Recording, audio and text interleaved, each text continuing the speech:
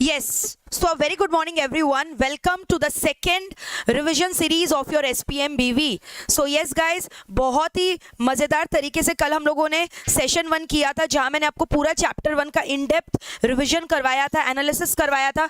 Today we are going to discuss about the next chapter which is your performance evaluation and improvement tools. So yes guys, today we are going to discuss about performance evaluation and improvement tool which is your chapter number 2. So please guys confirm me whether I am live or not, whether I am audible or not, am I visible. फटाफट जो है like button hit करके अपना present show कर दो. Good morning Tarak, please confirm me in the chat box. Am I live? Am I audible? So that we can start with the power packed session of your chapter number 2. So I hope you have got the notes of yesterday's lecture. कल मैंने जो lecture लिया था already उसका notes मैंने description box में pin कर दिया था. इनफैक्ट मैंने डिस्क्रिप्शन बॉक्स में आपका मैराथन भी जो मैंने लिया था SPM BVM का वो भी पिन कर दिया था. Good morning Harshad, good morning Saraya, good morning Tara, good morning Shalu, good morning Preeti, good morning Shri Guru. Good morning guys, good morning. So yes guys, join very very quickly. Shri Guru video जो कल का नोट्स है ऑलरेडी मैंने डिस्क्रिप्शन बॉक्स में पिन कर दिया, आप वहां पे चेक कर सकते हो, डाउनलोड कर सकते हो नोट्स को. So this chapter is very interesting where we are going to discuss the important questions which is relevant for your exams. यहाँ हम लोग discuss करने वाले हैं about balance scorecard. We are going to discuss about total quality management. We are going to discuss about total productivity management. We are going to discuss about Six Sigma certification. तो बहुत सारे topics हम लोग यहाँ discuss करने वाले हैं. So join in very very fast. Thank you Kriti for informing me that everything is crystal clear. सब कुछ दिखाई दे रहा है, सुनाई दे रहा है. फटाफट जुड़ जाओ and please inform your friends also that the session has started. मैंने आज के सेशन को प्रीपोन कर दिया, although the scheduled time was 7:30 in the evening, but मैंने उसको आज मॉर्निंग में ही ले लिया because today is Sunday. But मैं आपको अश्योर कर दूं कल से हमारा क्लासेस जो है रेगुलर टाइमिंग्स में ही होगा which will be 7:30. ठीक है. So yes guys, please tell me क्या मैं अपना सेशन आज का स्टार्ट कर सकती हूँ? Please tell me. Are you guys ready to rock and roll? Can we start with the session? Come on guys, quickly inform me in the chat box. Are you guys ready for the power pack session or not? For the fire session or not? बहुत ज़्यादा मज़ेदार होने वाला है. So tell me guys, can we start with the session or not? Can we start with the session or not? चलो सबसे पहले हम लोग डिस्कस करने वाले हैं what does the word balance scorecard means. Balance scorecard is nothing but a tool of performance management. Performance को manage करने के लिए हमें जो टूल चाहिए, जो हमें टेक्निक्स चाहिए, that is one of the technique which is called as balance score card. तो बेसिकली बैलेंस स्कोर कार्ड होता क्या है? बैलेंस स्कोर कार्ड एक टाइप का कार्ड होता है जहां पर हम लोग ऑर्गेनाइजेशन के गोल्स और ऑब्जेक्टिव्स को लिखते हैं in the form of KPIs. ठीक है. We convert the goals and objective of the organisation into specific quantifiable term, और वो क्वांटिफाइबल टर्म हम लोग बैलेंस स्कोर कार्ड में लिख देते हैं. ठीक है. And in fact balance score card जो है वो 4 पर्सपेक्टिव से प्रिपेयर हो सकता है. BSc has got 4 perspective that includes customer perspective which means कि अपने कस्टमर के पॉइंट ऑफ व्यू से क्या KPI सेट किए हैं. बेसिकली हम लोग बैलेंस स्कोर कार्ड में टारगेट सेट करके रखते हैं विच में भी एनुअल टारगेट, विच में भी क्वार्टरली टारगेट, विच में भी मंथली टारगेट कि आने वाले महीने में मेरा कितना सेल होगा, आने वाले महीने में हम कितने कस्टमर्स को सेटिस्फाई करेंगे. तो इस तरह से करके हम लोग अपना टारगेट्स को सेट करते हैं और फिर उसके बाद हम लोग अपने एक्चुअल परफॉर्मेंस को मेजर करते हैं against those setup standards to ensure कि whether we have achieved the level of performance which we have thought of. So basically हम लोग कर क्या रहे? परफॉर्मेंस इवैल्यूएशन ही तो कर रहे हैं with the help of BSc. तो बैलेंस स्कोर कार्ड क्या है? It is a tool of performance evaluation. अगर आएगा right a short note on balance score card तो सबसे पहले बोलोगे it is a tool of performance management, है ना, एंड स्ट्रैटेजी डेवलपमेंट. क्योंकि यहाँ पे आप क्या कर रहे हो? कंपनी का जितना भी स्ट्रैटेजी है उसको क्वांटिफाइबल टर्म्स में कन्वर्ट कर रहे हो, KPIs को सेट कर रहे हो और वो KPIs को लिख दे रहे हो किसके अंदर? बैलेंस स्कोर कार्ड के अंदर, from the point of view of 4 perspective. एक मैंने बोला customer perspective, the next perspective is internal business process perspective. ठीक है. फिर तीसरा है learning and growth perspective and चौथा है फाइनेंशियल पर्सपेक्टिव. तो ये 4 पर्सपेक्टिव से हम लोग बैलेंस स्कोर कार्ड का ड्राफ्टिंग करते हैं. फाइनेंशियल पर्सपेक्टिव का मतलब क्या हुआ कि हम लोग इस बार कितना ROI एक्सपेक्ट कर रहे हैं, what is the return on investment which my company is expecting, what is the cash flow which my company is expecting, what is the level of operating profit which my company is expecting, what is the EVA economic value added which my company is expecting, asset utilisation, cost reduction, ये सारे targets, ये सारे goals मैं लिख देती हूँ किसके अंदर, बैलेंस स्कोर कार्ड के अंदर, under the head of financial perspective, जहां हम लोग ये लिख रहे हैं कि हम लोग फाइनेंशियल फ्रंट से कंपनी के लिए क्या क्या टारगेट्स एक्सपेक्ट कर रहे हैं, we lay down the target, ठीक है. So that is called as financial perspective. Second one is customer perspective. Now what is customer perspective? Customer perspective मतलब आपने कस्टमर को अच्छे quality of goods and services provide करने के लिए, अपने परफॉर्मेंस की इफेक्टिवनेस को बढ़ाने के लिए, कस्टमर को विन ओवर करने के लिए, कस्टमर का may be delivery, fast delivery करके, डिलीवरी में भी आप डिलीवरी स्पीड बढ़ा रहे हो, यानी giving best experience to your customer, ठीक है. तो इसके लिए आपने क्या क्या मेजर्स, क्या क्या स्टैंडर्ड्स को सेट किए हैं. तो फॉर एग्जांपल इसमें आप क्या क्या लिखोगे टारगेट्स में? कस्टमर रिटेंशन रेशियो लिखोगे, न्यू कस्टमर्स इस साल में हमें कितने अट्रैक्ट करना है, हमारा मार्केट शेयर हमें कितना इंक्रीज करना है, कस्टमर प्रॉफिटेबिलिटी कितना होगा, कस्टमर सेटिस्फैक्शन रेट कितना होगा. तो ये सारे पैरामीटर्स हम लोग ले डाउन करते हैं कस्टमर पर्सपेक्टिव के अंदर, inside the balance scorecard. Next is your internal business process. What are the targets which you are setting to improve your business processes? आप अपने इंटरनल बिजनेस प्रोसेसेस में क्या क्या चेंजेस कर रहे हो, कोई इनोवेशन कर रहे हो तो वो इनोवेशन में कितना कॉस्ट आएगा, ऑपरेशन प्रोसेसेस को ऑटोमेट कर रहे हो, या फिर it may be talking about the after sale service, आपने अपने प्रोसेस को सुधारने के लिए क्या क्या स्ट्रैटेजीज ले डाउन किए in the balance score card, comes under the heading of internal business processes. And the fourth one is learning and growth perspective. What is learning and growth? कि आपने grow करने के लिए अपने organisation को क्या क्या टारगेट सेट किया, क्या आपने research and development target set किया है, एम्प्लॉय रिटेंशन टारगेट सेट किया है, एम्प्लॉय टर्नओवर को इस बार रिड्यूस करने का सोचा है, एम्प्लॉय को का प्रोडक्टिविटी बढ़ाने का सोचा है, उनका ट्रेनिंग के लिए कितना खर्चा करने का सोचा है. तो ये सब मेरा हो गया लर्निंग एंड ग्रोथ पर्सपेक्टिव. तो वापस से एक बार देखो, एग्जाम में आता है write a short note on balance score card, या पूछता है what are the four perspective of the balance score card. तो whatever it comes, you have to first of all you have to write कि balance scorecard is one of the important tool of क्या performance management. पहला chapter था performance management होता क्या है.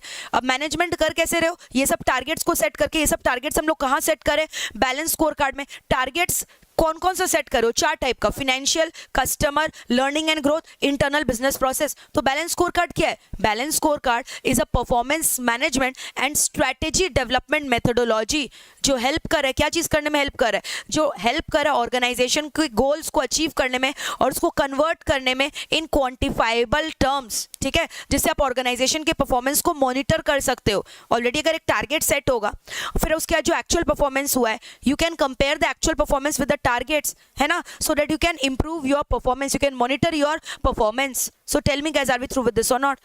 तो all the four perspective are clear or not? देख लो. These are the four perspective which you have to learn by heart. This is very very important. Evergreen question. हर बार मतलब almost आता है कि बैलेंस स्कोर कार्ड का चार perspective क्या है.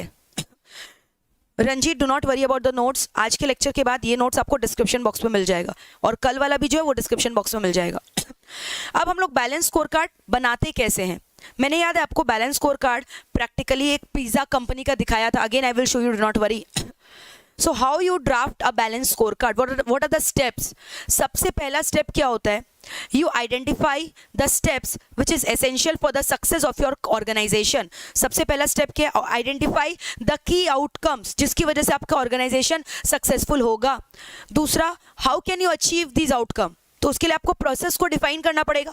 तीसरा, केपीआईज को डिफाइन करना, जैसे मैंने अभी डिफाइन किया ना, मेरा सेल्स का मार्केट रेट इतना, मार्केट शेयर इतना होना चाहिए, कस्टमर रिटेंशन रेशियो इतना होना चाहिए, प्रॉफिटेबिलिटी इतना होना चाहिए, इकोनॉमिक वैल्यू एडेड इतना होना चाहिए, कॉस्ट पर यूनिट इतना होना चाहिए. तो ये सब क्या हो गया? केपीआई. केपीआईज मैंने सेट किया. फिर इसके बाद अब जो एक्चुअल कंपनी परफॉर्म कर रहा है उसको भी तो आपको मेजर करना है, तभी तो आप कंपेयर कर पाओगे against this KPI. So you have to develop a reliable data capture mechanism. फिर डेटा कैप्चर हो गया, करंट परफॉर्मेंस मेजर हो गया. अब ये परफॉर्मेंस को आप रिपोर्ट करोगे किसको? To the top level management या to the relevant manager. Now they are going to compare the actual performance with those KPIs that you have set, because of which you can analyze कि whether the KPI set has been actually achieved or not. और अगर achieve नहीं हुआ है तो performance improvement measures have to be let down. So what did I discuss? Tell me. सबसे पहले हम लोग क्या करते हैं? You have to identify क्या? Yes, identify the key outcomes. है ना, कि आपका ऑर्गेनाइजेशन कैसे सक्सेसफुल हो सकता है, उसके बाद कौन कौन सा प्रोसेस आपको एम्प्लॉय करना है जिससे आप ये आउटकम्स को अचीव कर सकते हो, then setting up of KPIs, what is the full form of KPI, key performance indicator. फिर उसके बाद क्या कर रहे हो, डेटा कैप्चर सिस्टम, जो करंट परफॉर्मेंस हो रहा है उससे रिलेटेड डेटा को आपको क्या करना है, कैप्चर। फिर इसके बाद आप क्या कर रहे हो, you are developing an mechanism so that you can report these performance to the relevant manager, and finally performance improvement programs can be suggested. So tell me these steps are clear or not. तो वापस से मेरे को बताओ steps क्या है development of BSc में। सबसे पहले आप ये आइडेंटिफाई करोगे कि आपके ऑर्गेनाइजेशन का सक्सेस होने के लिए आपको क्या क्या करना है, फिर उसको अचीव करने के लिए क्या क्या प्रोसेस ले डाउन करना है, KPIs क्या होगा, फिर एक्चुअल में जो परफॉर्मेंस हो रहा है उसका डेटा कैप्चर कैसे होगा, रिपोर्टिंग कैसे होगा, and then finally after the comparison you have to suggest performance improvement measures. Are we through with this or not? एकदम क्लियर है? ठीक है, नो डाउट क्लियर। चलो अब नेक्स्ट क्या बोल रहा है, BSc में ये इंपॉर्टेंट है, benefits and limitation of BSc। Let us discuss कि BSc से क्या फायदा हो रहा है। अब आप खुद सोच के बताओ, अगर ऑलरेडी आपने टारगेट्स वगैरह KPIs वगैरह सेट कर दिए हैं तो इससे आपका पूरा पिक्चर क्लियर है कि फ्यूचर में आपको क्या करना है क्या नहीं करना है। सो बेसिकली हम लोग एक लॉन्ग टर्म विजन सेट कर दिए है ना, तो इससे क्या हो रहा है, मैनेजमेंट का जो रिलायंस है शॉर्ट टर्म फाइनेंशियल मेजर में वो अवॉइड हो पा रहा है, क्योंकि हमारा जो पर्सपेक्टिव है वो लॉन्ग टर्म है, शॉर्ट टर्म नहीं है। तो managements reliance on short term financial measures can be avoided, है ना। और KPIs जब भी आप फॉर्मुलेट करते हो तो आप उसको कम्युनिकेट करते हो ना अपने एम्प्लॉयज़ के साथ, isn't it, so that they can understand कि what the organization is expecting from them। तो सक्सेसफुल कम्युनिकेशन हो जा रहा है कॉर्पोरेट स्ट्रेटेजी का, so that they can focus on their own goal to achieve the corporate strategy, to achieve the mission statement of the company। इसकी वजह से जो एक्सटर्नल स्टेक होल्डर आपके कंपनी के, क्रेडिटर हुए, शेयर होल्डर हुए, debenture holder हुए, वो भी फर्म का परफॉर्मेंस इवैल्यूएशन कर सकते हैं, क्योंकि अलग अलग कंपनी अपना बैलेंस स्कोर कार्ड वेबसाइट में पब्लिश करके रखता है कि उनका फ्यूचर गोल्स क्या है, पास्ट में उन्होंने क्या क्या परफॉर्मेंस किया है, ठीक है। तो इससे क्या हो रहा है, उनका परफॉर्मेंस इंप्रूवमेंट हो रहा है। फिर सारे प्रोग्राम्स को आप इंटीग्रेट कर पा रहे हो एक साथ एक जगह, जैसे मैंने बोला financial, customer, internal process, growth, learning, सब कुछ एक जगह इंटीग्रेट हो गया है। फिर उसके बाद बजट्स वगैरह आप सेट कर रहे हो, ये सब जो KPIs है क्या हुआ, बजट ही तो सेट करना हुआ। So it helps in conducting of periodic performance review to learn about and improve your strategy. Now what is the limitation, limitation क्या है इसका, क्या बैलेंस स्कोर कार्ड में आपने जो KPIs लिखा है, ले डाउन किया, जरूरी है क्या उससे शेयर होल्डर वेल्थ बढ़ेगा, शेयर होल्डर वैल्यू बढ़ेगा, ऐसा जरूरी नहीं है।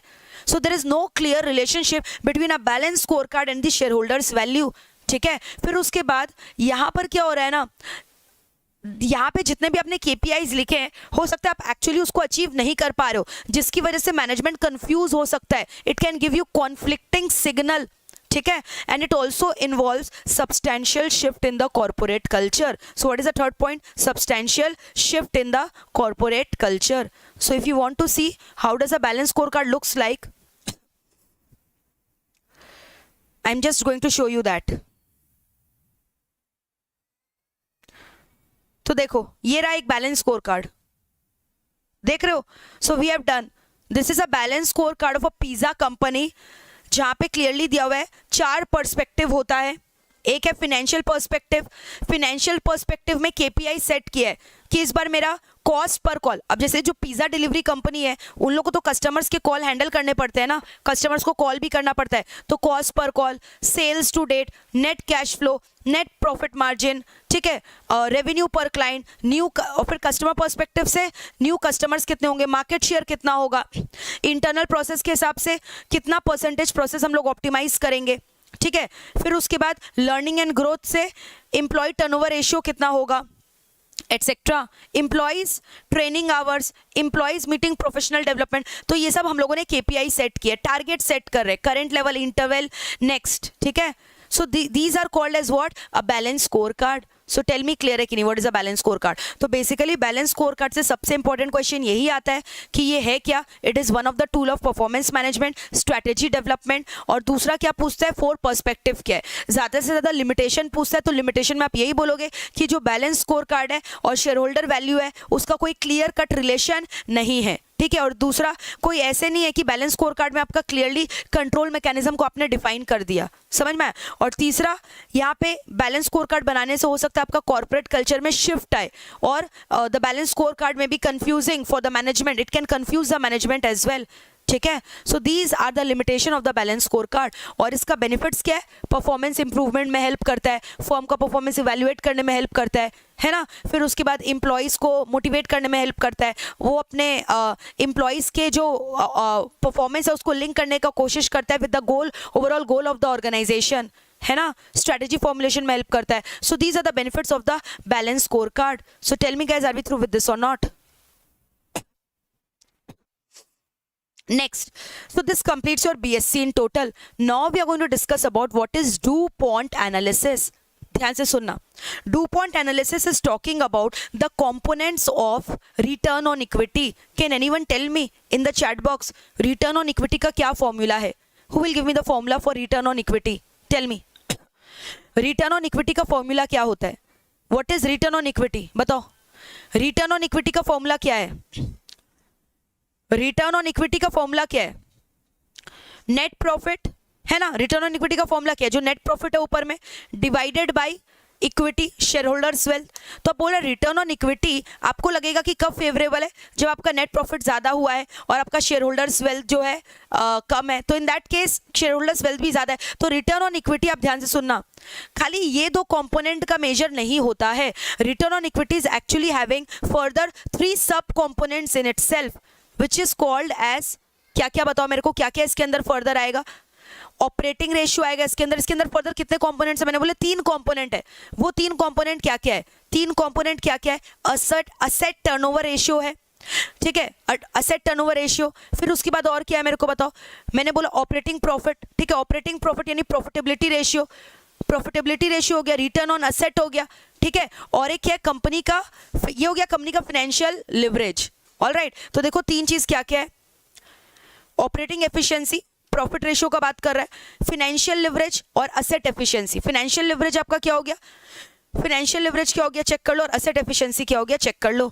तो ध्यान से सुनना, ऑपरेटिंग एफिशिएंसी का मतलब हुआ कितना प्रॉफिट आप कमा ले रहे हो ओवर योर टर्नओवर। तो net profit by sales is talking about operating efficiency. Financial leverage का मतलब क्या हुआ? Financial leverage is basically talking about कि आपका कितना असेट, आपके पास कितना असेट है which is forming a part of your equity. So that is basically asset by equity.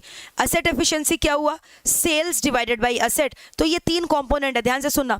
DuPont analysis is talking about return on equity, but return on equity जो बोल रहा है वो खाली एक कंपोनेंट से मिलकर नहीं बना है, which is net profit by equity. Rather it is a combination of 3 component: operating efficiency, financial leverage, asset efficiency. Operating efficiency talks about by net profit by sale. Asset efficiency बात करता है sales by asset का. Financial leverage बात करता है asset by equity का. ठीक है, तो इस तरह से आप देखोगे तो आपका सेल्स कैंसिल हो गया, असेट कैंसिल हो गया, तो अल्टीमेटली फॉर्मूला क्या बचा? Net profit divided by equity, which is nothing but ROE, which is nothing but ROE. ठीक है, तो आरओई कैसे निकलता है आपको समझ में आ गया? तो ये अभी बैलेंस स्कोर कार्ड ऑलरेडी मैंने आपके संग डिस्कस किया था, ठीक है। And this is again a BSC of an hospital industry that we have discussed. So you have to remember these points in your mind, ठीक है। So now balance score card हो गया, डुपॉन्ट एनालिसिस हो गया। DuPont analysis का component पूछता है exam में, this is very important. They ask you in the exam what is the component of DuPont analysis. तो उसके लिए आपको प्रॉफिट मार्जिन चाहिए, असेट टर्नओवर चाहिए, रिटर्न ऑन असेट चाहिए, ये 3 चीज चाहिए। प्रॉफिट मार्जिन, फिर उसके बाद क्या बोला? Asset turnover. असेट टर्नओवर क्या हो गया आपका? बोलो what is asset turnover ratio? What is asset turnover ratio? Sales divided by asset.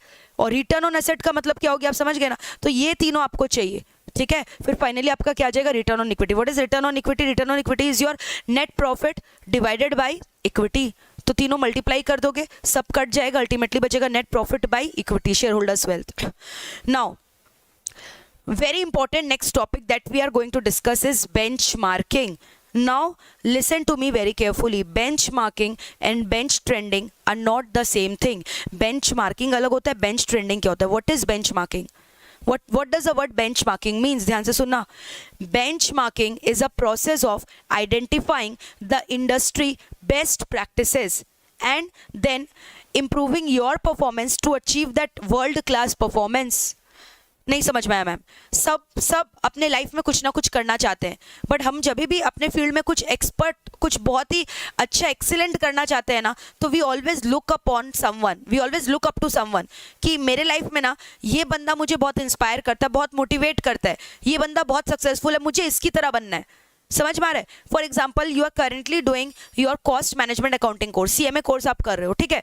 तो अब एक बात बताओ मेरे को, कॉस्ट अकाउंटिंग कोर्स जो आप कर रहे हो, एक बार मेरे को फटाफट आप बताओ कि आपने भी किसी को देखकर ये कोर्स ज्वाइन किया होगा कि इस कोर्स में जो है बहुत पैसा है, it is a hidden gold mine, यहाँ पे हम लोग को जॉब वगैरह मिल जाएगा, पीएसयू में तो बहुत कमाएंगे। तो आपकी लाइफ में भी कोई बेंचमार्क होगा जिसको आप देख कर बहुत इंप्रेस होते हो, बहुत इन्फ्लुएंस होते हो, और फिर आप कोशिश करते हो कि आपका भी परफॉर्मेंस उस बेहतरीन इंसान की तरह हो सके। So basically what is benchmarking? It is a process of finding out industry's best performance. आप industry wide जो best performance है उसको ढूंढ कर निकालते हो, and then you try to improve your performance so that you can achieve that performance. Isn't it? So this technique is called as benchmarking, जिससे आप world class performance को achieve कर सको। तो आप क्या करो, अपने performance gap का analysis कर रहे हो, आप कहाँ पे हो और आपको कहाँ जाना, और आपको कहाँ जाना है, you have selected the world's best performance, ठीक है। इंडस्ट्री वाइड जो बेस्ट प्रैक्टिसेस है आपने उसको देखा, अब आप कोशिश करो कि आप अपने परफॉर्मेंस को उस टारगेट तक अचीव कर सको। So that process is called as benchmarking. You have set someone as your benchmark, ठीक है। तो बताओ मेरे को, क्या आप लोग अपने लाइफ में किसी को बेंचमार्क मानते हो? I want your answer, please chat box में लिखकर बताओ। Who is your benchmark? Tell me, who is your benchmark? Whom do you consider as your benchmark? With whom you take the inspiration? With it may be your competitor as well. You are inspired by your competitor's performance.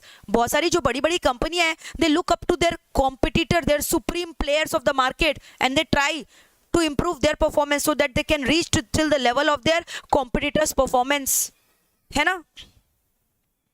So this process is called as benchmarking. बताओ. So identifying the best way of doing your work by selecting the industry's best performance level, that process is called as benchmarking. Now benchmarking का अलग अलग types होता है, product benchmarking होता है, internal benchmarking होता है, global benchmarking होता है, strategic benchmarking होता है, process benchmarking होता है, competitive benchmarking होता है. So there are different types of benchmarking. So what is a benchmarking? Benchmarking is a continuous process of checking the industry best practices, या best practices of the world, which may be for your goals, objective, process, product, so that you can improve your performance and achieve the world class performance, world class level of performance आप achieve कर सको. So this process is called as benchmarking. So देखो मैंने क्या बोला, benchmarking क्या है? It is a continuous process of finding out the best practices of the world for your own process goals so that world class level of achievement can be done. So this process is called as benchmarking. Are we through with this or not? Now there are different types of benchmarking. Product benchmarking, competitive benchmarking, process benchmarking, internal benchmarking, strategic benchmarking, global benchmarking, multiple types of benchmarking are there. सबसे पहला benchmarking जो हम लोग discuss करेंगे वो क्या है? Product benchmarking क्या होता है? फॉर एग्जाम्पल, याद है मैंने आपको एक एग्जाम्पल दिया था स्टील कंपनी का कल के क्लास में, भूषण पावर स्टील, ठीक है, बोला था ना, भूषण स्टील लिमिटेड कंपनी। अब उसका जो स्टील का सेल है ना वो ग्रेजुअली डिक्लाइन हो रहा है। क्यों? क्योंकि लोग टाटा स्टील ज़्यादा खरीद रहे हैं, टाटा कंपनी का स्टील प्रोडक्ट्स लोग ज़्यादा खरीद रहे हैं। तो unfortunately Bhushan was very much demotivated looking at the sale of Tata steel, जबकि भूषण क्वालिटी वाइज बहुत ज़्यादा सुपीरियर है। तो भूषण को लगा कि यार क्यों लोग टाटा कंपनी का स्टील का प्रोडक्ट्स खरीद रहे हैं, उनका आयरन रॉड्स खरीद रहे हैं, उनका गैल्वेनाइज स्टील खरीद रहे हैं, वाई नॉट माई प्रोडक्ट? तो एक काम करते हैं, हम लोग जाकर अपने कॉम्पिटिटर का प्रोडक्ट का एनालिसिस करते हैं। Let us go and have a look at the product of our competitor. तो अब उन्होंने क्या किया, भूषण पावर स्टील ने टाटा स्टील कंपनी का स्टील रॉड्स खरीदा और स्टील रॉड को तोड़ तोड़ के पूरा डिसमेंटल करके उसके इंग्रेडिएंट्स को चेक किया, उसके इंटरनल कंपोनेंट को चेक किया, ये चेक किया कि इसके कंपोनेंट में ऐसा क्या है कि people are satisfied by the product of Tata steel, और कैसे टाटा स्टील कंपनी इतना कम दाम में कॉस्ट इफेक्टिव मेजर्स में इतना हाई क्वालिटी प्रोडक्ट अपने कस्टमर्स को दे पा रहा है।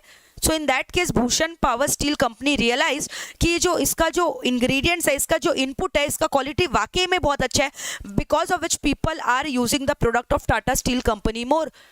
So this process is called as reverse re-engineering.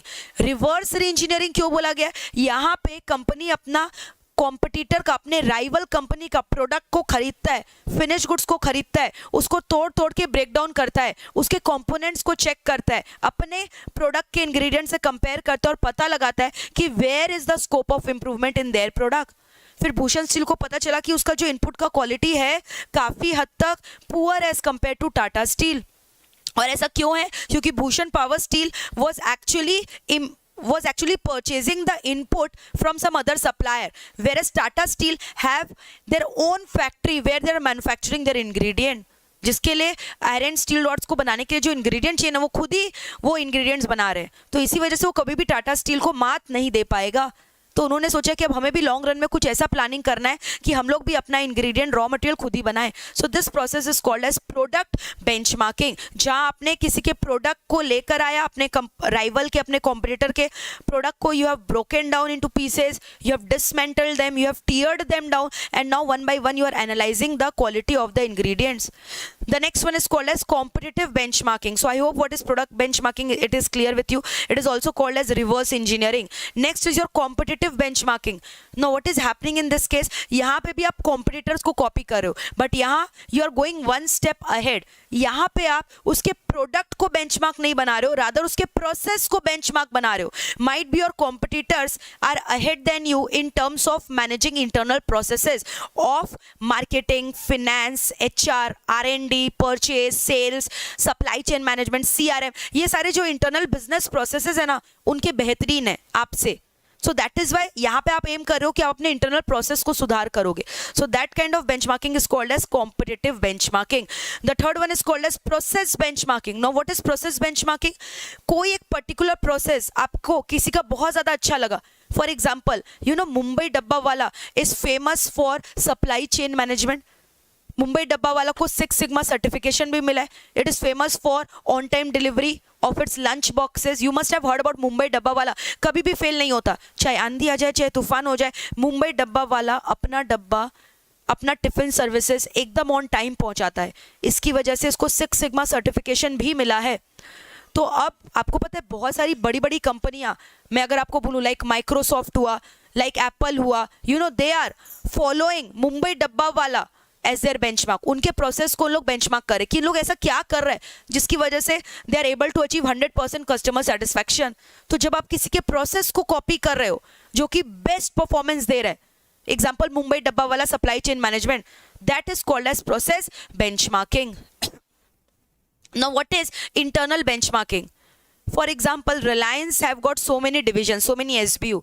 Reliance का टेक्सटाइल डिवीजन है ना, Reliance का फिर आपका रिटेल डिवीजन है, पेट्रोकेमिकल डिवीजन है, फिर Reliance का AI डिवीजन भी हो रहा है, टेलीकॉम डिवीजन है. अब मान लो पेट्रोकेमिकल डिवीजन बहुत पुराना है, अभी जो टेलीकॉम डिवीजन है वो नया है. टेलीकॉम डिवीजन का परफॉर्मेंस पेट्रोकेमिकल डिवीजन की तरह उतना अच्छा नहीं हो पा रहा है.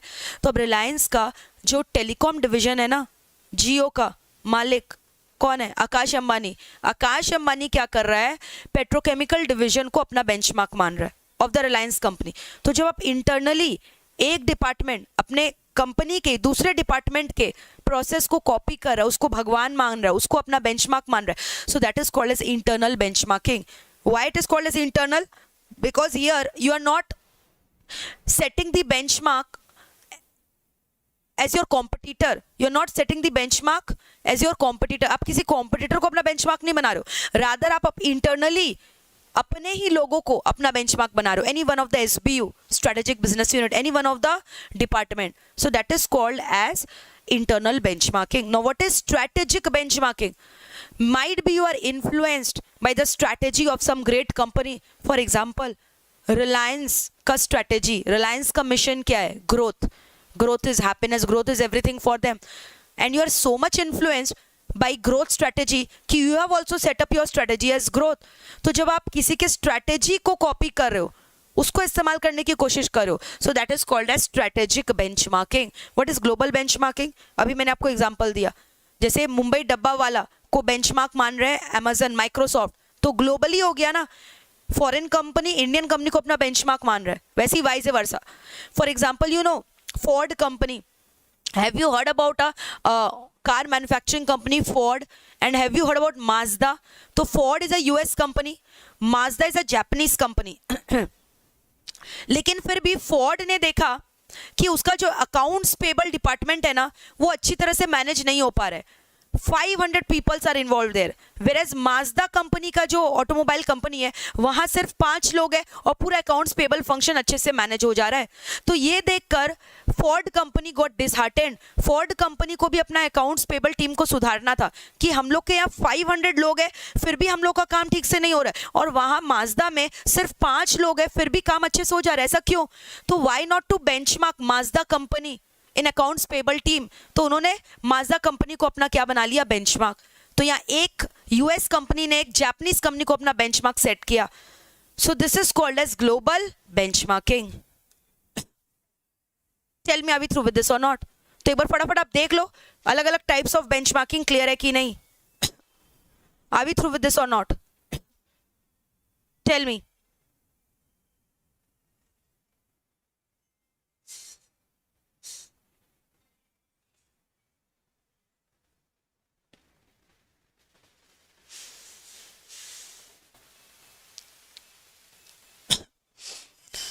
बताओ. Types of benchmarking is very important. What is benchmarking आता है, टाइप्स ऑफ बेंचमार्किंग आता है एग्जाम में. So these topics are very very important.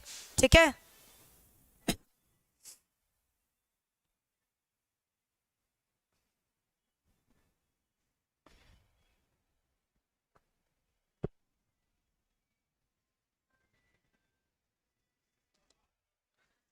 Clear है?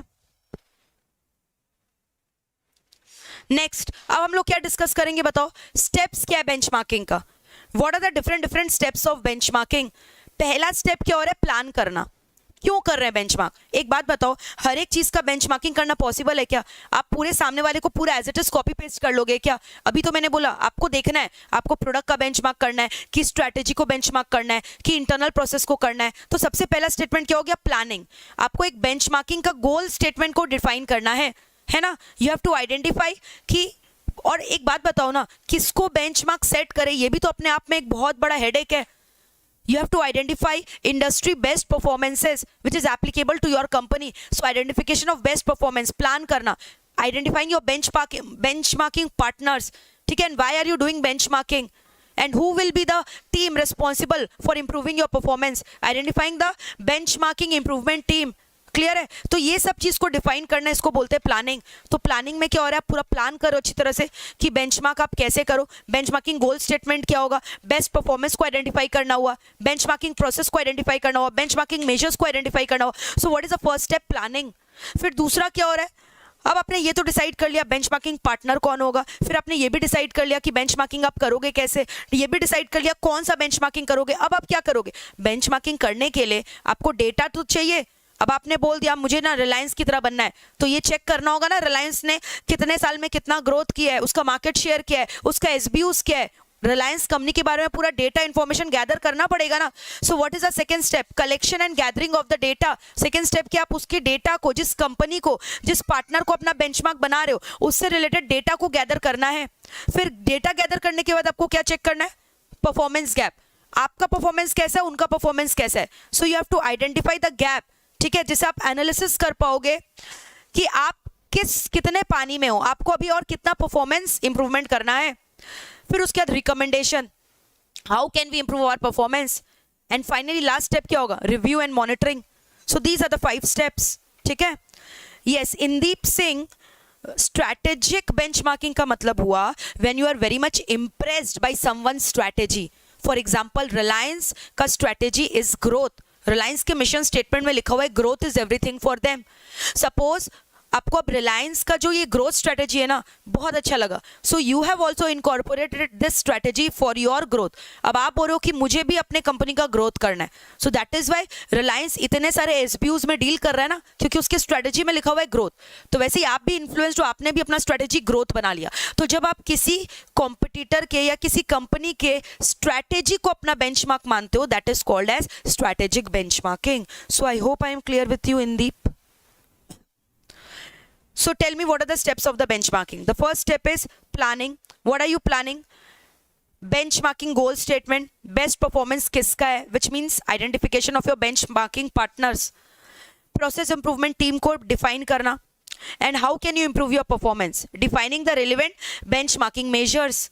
Then अपने फॉर एग्जाम्पल रिलायंस को अपना बेंचमार्क माना, तो रिलायंस के बारे में सारे डेटा को गैदर करना, कलेक्ट करना, फिर इसके बाद क्या करना है, एनालिसिस ऑफ द डेटा, फिर इसके बाद क्या करना है, रिकमेंडेशन सजेस्ट करना है ना, और फिर finally monitoring and reviewing, how can you improve your performance. Tell me, are we through with this or not? तो steps is also important. They can ask you write down the steps of benchmarking. Steps of benchmarking. अब एक बात बताओ, आपको क्या लगता है benchmarking करना is a very easy task? ऐसे ही आपने आज सोचा कि चलो हम लोग रिलायंस को बेंचमार्क बना लेते हैं, बन जाएगा क्या? किसी को बेंचमार्क, किसको बेंचमार्क बना रहे हो? इंडस्ट्री वाइड जिसका बेस्ट प्रैक्टिसेस है, ताकि आपका performance world class performance achieve कर सके, बेस्ट परफॉर्मेंस अचीव कर सके. तो जो सामने वाला बेंचमार्किंग पार्टनर है, obviously he is a very solid personality, he is a very hard working गाय, जिसको आपने अपना बेंचमार्क बनाया है. तो अगर आप उसको बेंचमार्क बनाओगे तो आपको नहीं लगता आपको भी बहुत ज़्यादा हार्ड वर्क करना पड़ेगा to reach to their level of performance. So that means strong commitment is required. Strong commitment not only from the top level manager but also from each and every employee it is expected. So commitment बहुत high होना चाहिए. ऐसा नहीं है कि बस हवा में आप सपने बुन रहे हो, आपने बस बोल दिया कि this particular company is my benchmark but you are not performing up to that mark. तो strong degree of commitment is required. Strong skills is required. Skill नहीं होगा, कॉम्पिटेंस नहीं होगा आपकी बेंचमार्किंग टीम में, तो क्या आप सामने वाले स्ट्रॉन्ग परफॉर्मेंस तक अचीव हो पाओगे? Will you be able to achieve the strong performance of the other company? Yes or no? Obviously no. Skill. तीसरा, बेंचमार्किंग जब भी आप करते हो तो दैट मीन्स व्हाट, आपने अपने एग्जिस्टिंग बिजनेस एक्टिविटीज को, प्रोसेसेस को, मेथड ऑफ डूइंग वर्क को, सब कुछ आप चेंज कर रहे हो. तो इसके बारे में आपको कम्युनिकेट करना पड़ेगा ना अपने एम्प्लॉय से, क्योंकि ultimately they are responsible for the execution. So you have to communicate about your benchmarking goals, about your benchmarking targets to your employees, to your middle level and lower level managers. So that is called as communication. So commitment is required, skill is required, communication is required. benchmarking करने के लिए मैंने बोला competent personnel are required, as well as maybe cost भी लगेगा, resources लगेगा. So it's a cost intensive process. Money will be required, resources will be required. तो resources भी तो चाहिएगा. तो be assured कि आपके पास इतना resources है कि आप इतना high class of performance achieve कर पाओगे. ठीक है? और क्या आपने clearly define किया है what are you expecting from your benchmarking statement, clarity of objective. और क्या benchmarking करने से क्या होगा? क्या इससे आपका परफॉर्मेंस इंप्रूव होगा? क्या इससे आपका मार्केट शेयर बढ़ेगा? क्या इससे आपके कस्टमर्स ज़्यादा बढ़ पाएंगे? सो इसका स्कोप क्या होगा वो भी आपको डिफाइन करना है, अप्रोप्रिएट स्कोप. एंड बेंचमार्किंग करने के लिए क्या क्या आपको काम करना पड़ेगा, what will be your scope of work, you have to define it. So what are the prerequisites of benchmarking? Strong level of commitment is required, clarity of objective is required, appropriate scope, resources, skill, communication etcetera. अब बोल रहे benchmarking के लिए ये सब हमारे पास है, we are very strongly committed, we have that resources, we have that skill in us, and communication skill is also good. We have said everyone. Objective is also very clear. What are we expecting to achieve after doing this benchmarking? Scope of work has also been clearly defined. But then what are the difficulties? ये सब तो चलो समझ गए, लेकिन problem क्या है benchmarking achieve करने में? Do you think today I have decided I am going to be like Jeff Bezos and tomorrow I will be the next Jeff Bezos? Obviously not. It's a time consuming affair. Gradually धीरे धीरे करके आपका performance improvement होता है. और जब भी benchmarking करोगे that will call for changes in the organization. Scope of work will be redefined. Job allocation will be redefined. So जब भी चेंजेस आता है, who resist? Employees. तो और एक डिफिकल्टी है, जब भी आप बेंचमार्किंग करोगे काम करने का तरीका चेंज होगा, सब कुछ चेंज होगा, रिवैम्पिंग होगा of the existing business process. So people may not be happy with these changes, they may show resistance. So resistance from employees is the second drawback. And the third drawback क्या है? May be top level management is not supportive. ठीक है, अगर आप नया चीज कर रहे हो तो उसके लिए सबसे ज्यादा जरूरी क्या है? Top level management should be very supportive, but might be your top level management is showing least interest. So that is the other thing.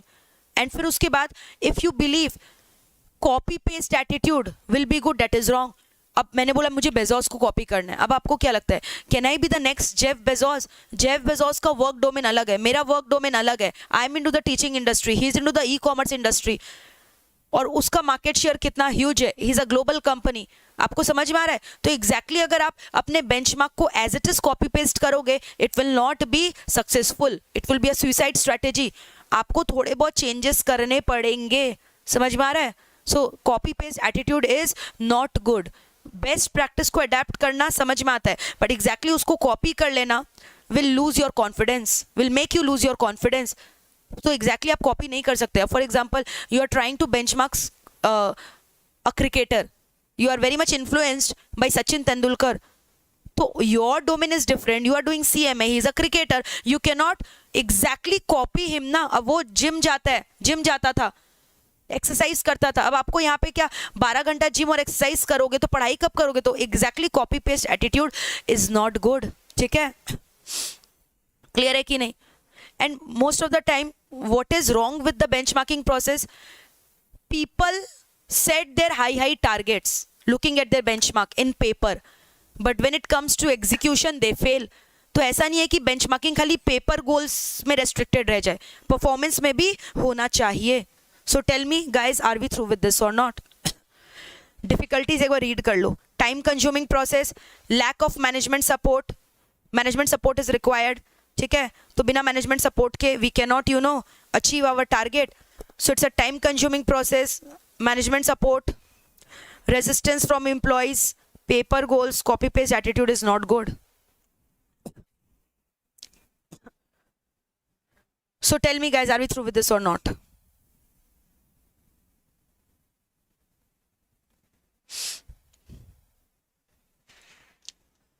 Everything is clear or not? And remember one more thing, bench trending and benchmarking are different. Benchmarking is a continuous process, where is bench trending जो है उसमें हम लोग एक group को select करते हैं, it is a part of benchmarking. Benchmarking is a broader term.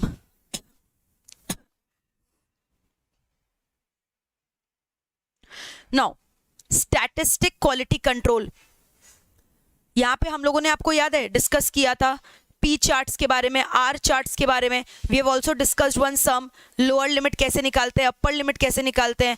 हमारा जो डिफेक्टिव आइटम है it should fall within this limit, lower limit and upper limit, so that is called as control limit and all.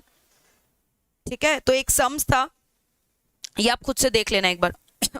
This is not that important, but फिर भी आप एक बार खुद से रीड कर लेना.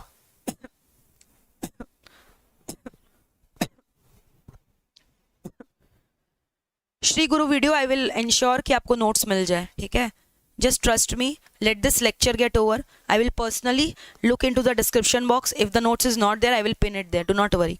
ठीक है,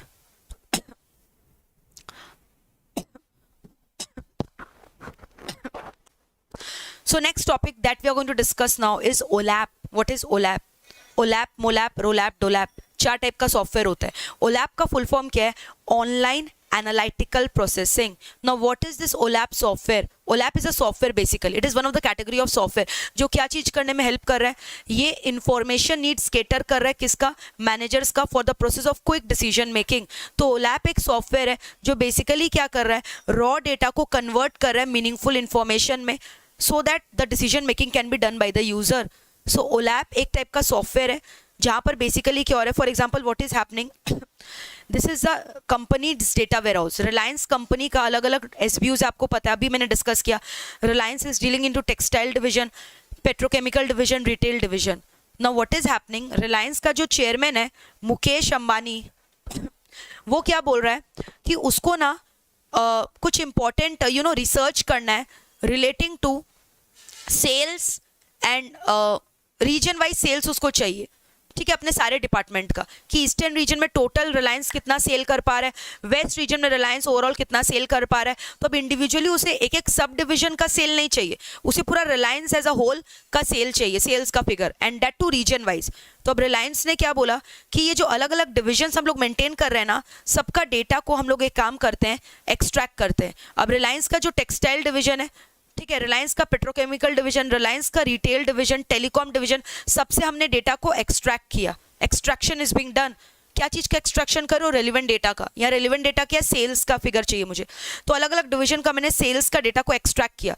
now I am transforming the data so that it becomes uniform. What does that mean? Textile division may be following an ERP software, petrochemical division may be following an OLAP software, retail division may be following an Tally software. तो सबका data का format अलग अलग है. अब मुझे transform करना है ताकि मैं डेटा के फॉर्मेट को स्टैंडर्डाइज कर सकूं, तभी तो मैं कंपैरिजन कर पाऊंगी. तो सबसे पहले मैंने रेलिवेंट डेटा को एक्सट्रैक्ट किया, फिर उसको ट्रांसफॉर्म किया. अब मैं उसको लोड कर रही हूँ. अब ये सारे डेटा को, रेलिवेंट डेटा को मैं एक जगह स्टोर कर रही हूँ. कहाँ पे? Data warehouse. What is data warehouse? Data warehouse is a repository or the store house of all the information of all the department of the Reliance industries limited. अलग अलग डिवीजन का डेटा एक्सट्रैक्ट किया और एक जगह उसको कहाँ किया, लोडिंग कर दिया. कहाँ लोडिंग किया? Data warehouse. तो डेटा वेयरहाउस क्या होता है? बड़े बड़े सर्वर कंप्यूटर होते हैं जहाँ पूरा रिलायंस कंपनी का डेटा स्टोर्ड है. अब इसके अंदर पूरा सारे डिवीजन का डेटा आ गया. अब मुकेश अंबानी को क्या करना है? कुछ डेटा माइनिंग करना है, डेटा रिसर्च करना है. तो अब उसने क्या किया? ओलैप का सॉफ्टवेयर इंस्टॉल किया. उसको क्या देखना था? उसको ये देखना था कि रीजन वाइज सेल्स का क्या रिलेशन है, so that he can get to know किस रीजन में कंपनी का ज़्यादा सेल्स हो रहा है.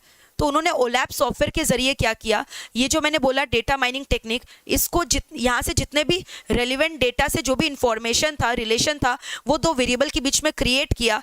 और जितने भी पॉसिबल क्वेश्चंस होते, जितने भी पॉसिबल क्वेरीज होते हैं, वो सारे क्वेरीज के आंसर्स को ओलैप सॉफ्टवेयर क्या करता है? डिटरमाइन करके क्यूबिकल फॉर्मेट में स्टोर कर देता है ओलैप सर्वर में. डेटा वेयरहाउस में क्या स्टोर है? सारे डेटा. अब ये सारे डेटा के अंदर जितने भी रिलेशनशिप बन सकते हैं, रीजन वाइज सेल्स का रिलेशन, या सेल्स वर्सेस कस्टमर का रिलेशन, ठीक है, या फिर ग्रोथ रेट और सेल्स का रिलेशन, तो जितने भी पॉसिबल वेरिएबल्स है सबका रिलेशन को एनालाइज करके ऑलरेडी ओलैप सॉफ्टवेयर क्या करता है? ओलैप सॉफ्टवेयर सारे पॉसिबल रिलेशंस को एनालाइज करके क्यूबिकल फॉर्मेट में स्टोर कर देता है. अब जैसे ही मुकेश अंबानी ने ओलैप सॉफ्टवेयर से पूछा कि मुझे रीजन वाइज सेल्स का फिगर चाहिए, तुरंत ओलैप सॉफ्टवेयर क्या करेगा? ऑलरेडी क्यूबिकल फॉर्मेट में ये आंसर स्टोर्ड है, तो वो क्यूब्स को निकालेगा और डिस्प्ले कर देगा. विच मीन्स ओलैप सर्वर की वजह से processing of the information will become very fast. So it is basically a multi-dimensional structure where all the possible types of queries, all the possible type of query, जिसका all the possible answers को पहले हम लोगों ने predetermined format में, cubical format में store करके रखा है OLAP server में. Now the moment the user is querying the data का जो आंसर ऑलरेडी स्टोर्ड है वो तुरंत के तुरंत उसको आंसर दिखा देगा. सो it is very efficient, very effective mode, ठीक है, of data processing. So this system is called as OLAP software, which is also called as a multi-dimensional software, जहाँ पे जितने भी पॉसिबल रिलेशंस हो सकते हैं वेरिएबल्स के बीच में, वो सारे रिलेशंस को एनालाइज करके, डेटा क्वेरिंग करके प्री डिटरमाइंड स्टोर कर दिया गया क्यूब्स के फॉर्मेट में. किसके अंदर? ओलैप सर्वर के अंदर. लाइक पिवट टेबल होता है, फिर उसके बाद चार्ट्स होता है, स्प्रेडशीट प्रोग्राम होता है, जितने भी पॉसिबल क्वेरीज हो सकते हैं और उसके जितने भी पॉसिबल आंसर हो सकते हैं, सब कुछ स्टोर कर दिया गया ओलैप क्यूब्स में. अब जैसे ही कोई यूज़र क्वेरी करता है, डेटा का कोई क्वेरी पूछता है, तो ऑलरेडी वो ओलैप सर्वर में उस क्वेरी का आंसर छिपा हुआ है, वो क्या करता है? आंसर निकालता है और डिस्प्ले कर देता है, जिसकी वजह से यूज़र का डिसीजन मेकिंग पावर क्या हो जाता है? एनहांस हो जाता है. So this is called as OLAP software. Are we through with this? Now what is happening? OLAP is a multi-dimensional software. अब OLAP में क्या बोल रहा है? OLAP का दूसरा वर्जन भी आता है, which is called as relational OLAP, relational online analytical processing, which is called as ROLAP. Now ROLAP is actually analyzing the relationship only between two variable. यहाँ पे खाली दो वेरिएबल के बीच में लोग रिलेशन एनालाइज कर पाते हैं, दो टेबल ही बन पाता है, मतलब एक टेबल में दो वेरिएबल का relation. So that is called as relational OLAP. समझ में? लेकिन जो OLAP है वो मल्टी डायमेंशनल है, 3 वेरिएबल, 4 वेरिएबल, हर एक वेरिएबल का आप वहाँ पे क्या कर सकते हो? रिलेशन क्रिएट कर सकते हो. बट रोलैप में रिलेशनल डेटाबेस से काम कर रहा है, यहाँ पे खाली दो वेरिएबल के बीच में रिलेशन क्रिएट हो सकता है. Not is hybrid. हाइब्रिड क्या होता है? Hybrid is a mixture. HOLAP stands for hybrid, which is a mixture of MOLAP and ROLAP. MOLAP और रोलैप को कंबाइन करके क्या बन जाएगा? हाइब्रिड. और मोलैप क्या हो गया? Multi dimensional. Are we through with this or not? तो OLAP, only when I use the word OLAP, it means MOLAP. I am talking about multi-dimensional online analytical processing software, which is very fast, which is a very good version. लेकिन जो रोलैप software है वो खाली 2 dimensional है, ठीक है, और OLAP क्या? Multi dimensional.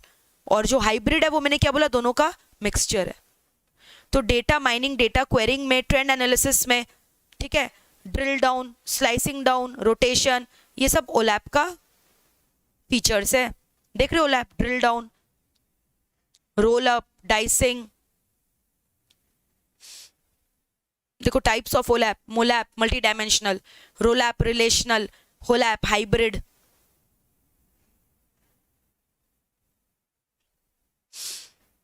देखो मोलैप क्या है, it is a multi dimensional online analytical processing, it is a basic form of OLAP and it is sometimes just refer to as OLAP. मैंने आपको ऑलरेडी बोला मोलैप क्या कर रहा है, डेटा को स्टोर कर रहा है किसमें, मल्टी डायमेंशनल एरे में rather than two dimensional, which is happening in case of relational database. MOLAP क्या कर रहा है, सारे डेटा को प्री कैलकुलेट करके रखा है in the form of cubes. Data cubes में क्या कंटेंड है, all the possible answer to a given range of question, जिसकी वजह से मोलैप का response rate is very fast, ability to quickly write the data back into the data set. और ROLAP क्या है, it is working on relational database. यहाँ पे pre calculated data नहीं होता, जब डेटा क्वेरिंग होता है तब डेटा वेयरहाउस से इन लोग आंसर ढूंढ कर रिलेशन एस्टैब्लिश करके यूजर को दिखाता है, जिसकी वजह से टाइम काफी ज्यादा लग जाता है। एंड हाइब्रिड क्या है, मोलैप और रोलैप का combination, combining the good capabilities of both the approaches, ठीक है। यानी यहाँ प्री कैलकुलेटेड क्यूब्स भी रहता है और रिलेशनल डेटाबेस भी रहता है। तो चेक कर लो, MOLAP multi dimensional format, MOLAP का query response time is very fast, MOLAP का processing time is very fast, latency is very high. HOLAP में मीडियम है सब कुछ, और रोलैप में क्या बोलोगे, सब कुछ स्लो है। ROLAP relational database, MOLAP multi dimensional, HOLAP दोनों का good feature, hybrid combination of ROLAP and मोलैप।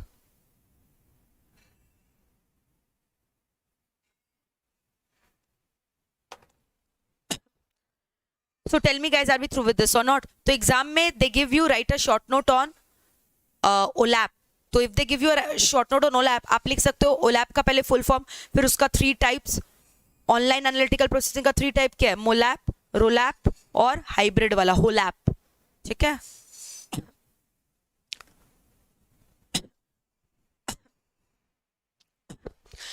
Now talking about MRP, material requirement planning. आपको पता है इसका इवोल्यूशन कैसे हुआ, सबसे पहले MRP 1 आया, फिर MRP 2 आया, फिर जाकर ERP का सॉफ्टवेयर आया। MRP क्या है, material resource planning.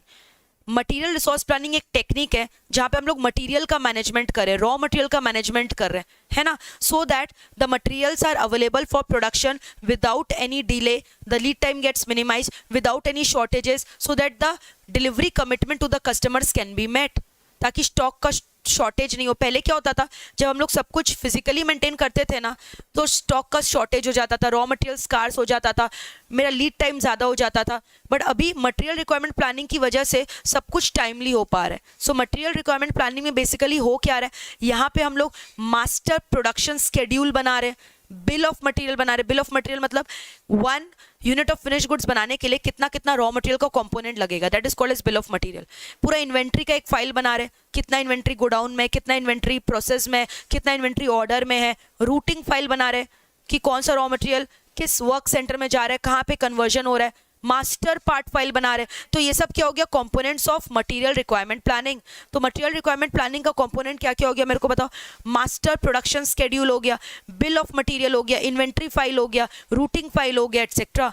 So all these are called as what, material requirement planning. Are we through with this or not?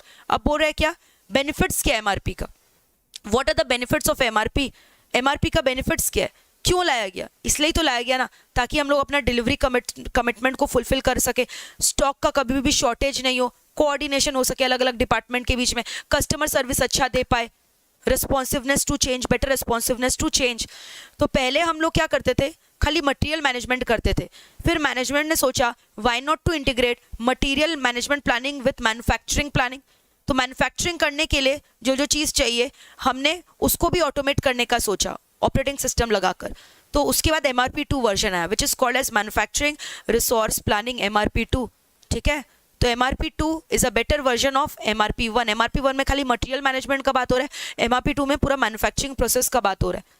तो MRP 1 का कंपोनेंट क्या है, यहाँ पे मास्टर प्रोडक्शन स्केड्यूल डिफाइन करना, bill of material, inventory file, routing file, master part file, etcetera. देख लो MRP का objectives क्या था, मैंने क्या बोला, फिनिश गुड्स को टाइमली हम लोग डिस्पैच कर सके, progress, inventory, work in progress, ये सब कंप्यूट कर सके, टाइम फेज रिक्वायरमेंट एटसेट्रा, ये हम लोगों ने ऑलरेडी कर लिया। Data requirement for MRP, bill of material, inventory, routing file, ठीक है। बेनिफिट्स ऑफ एमआरपी मैंने बोला, स्टॉक शॉर्टेज नहीं होगा, इफेक्टिवनेस बढ़ेगा, better customer service, greater responsiveness to change, coordination of the other departments. फिर आया MRP2 मॉड्यूल। MRP2 मॉड्यूल क्या कर रहा है, यहाँ पे हम लोग सबसे पहला स्टेप क्या कर रहे हैं, डिमांड को फोरकास्ट कर रहे हैं, क्योंकि यहाँ हमारा ऑब्जेक्टिव है गुड्स को मैन्युफैक्चर करना। तो गुड्स को कितना मैन्युफैक्चर करके रखना है, पहले आपको उसके लिए डिमांड फोरकास्ट करना पड़ेगा ना। जितना कस्टमर्स का डिमांड आएगा उतना ही तो आप मैन्युफैक्चर करोगे। उसके बाद प्रोडक्शन प्लानिंग, अब प्रोडक्शन कितना करना है, उसके बाद प्रोडक्शन करने के लिए कितना रिसोर्सेज चाहिए, रिसोर्स प्लानिंग। तो ये सब चीज़ यहाँ पे करना है। सबसे पहले डिमांड फोरकास्टिंग, प्रोडक्शन प्लानिंग, फिर उसके बाद प्रोडक्शन प्लानिंग के बाद मैंने क्या बोला, रिसोर्स प्लानिंग, कैपेसिटी प्लानिंग, ठीक है। रिसोर्स प्लानिंग कर लिया, अब कैपेसिटी प्लानिंग, फिर वही सब चीज़, master production schedule, bill of material, material requirement, वो तो होगा यहाँ पे, वो जो मटेरियल में था वो तो यहाँ पे पूरा एज इट इज आना ही है। फिर इन्वेंट्री कंट्रोल, ठीक है, देख लो, master production schedule, capacity planning. तो ये सब क्या हो गया, features of MRP2। Are we through with this or not? तो MRP2 में ये सब है, प्रोडक्शन कर रहे हैं, अकाउंटिंग और marketing. Now what is happening, देख लो एक बार रीड करो, and elements, demand forecasting, production planning, resource planning, bill of material, inventory control, master production schedule, material requirement planning etcetera. Now MRP2 के बाद कौन आया, ERP, enterprise resource planning. ERP software क्या है, ERP software is basically a one-stop solution for multiple information needs of the organization. ERP में it is an integrated version of all the functional department, जहाँ पे हम सभी चीज़ को automate कर रहे हैं। Why only to look at the automation of manufacturing and material management process? What about sales? What about marketing? What about supply chain management? What about customer relationship management? ये सभी चीज़ों को आपने ऑटोमेट कर दिया और इंटीग्रेट कर दिया एक सेंट्रलाइज डेटाबेस सर्वर में। तो ERP सॉफ्टवेयर क्या करता है, सारे जितने भी डिपार्टमेंट है ना, वो सारी अलग अलग डिपार्टमेंट का डेटा एक सेंट्रलाइज डेटाबेस सर्वर में मेंटेन करके रखता है। So that is called as an ERP. ERP software is a new technology which is integrating different functional departments of an organization.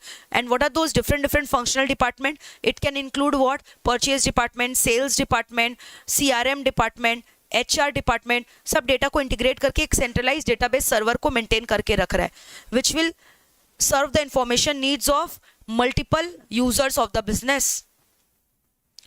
तो देख रहे हो ERP क्या क्या चीज़ को इंटीग्रेट कर रहा है, supply chain management, demand management, logistics, marketing, sales, quality management, HR, engineering, blockchain technology, ecommerce, ठीक है, सब चीज़ों को इंटीग्रेट कर दिया, CRM, सब चीज़ों को इंटीग्रेट कर दिया है एक सेंट्रलाइज डेटाबेस सर्वर में।